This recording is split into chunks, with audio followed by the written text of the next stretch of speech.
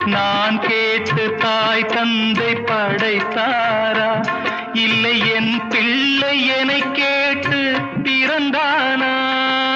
தெய்வம் செய்த பாவம் இது போடி தங்கச்சி, கொன்றால் பாவம் தின்றால் போச்சு இதுதான் என் கட்சி. ஆதி வீடு அந்தம் காடு இதில் நான் என்ன, அடியே நீ என்ன ஞான பெண்ணே, வாழ்வின் பொருள் என்ன, நீ வந்த கதை என்ன?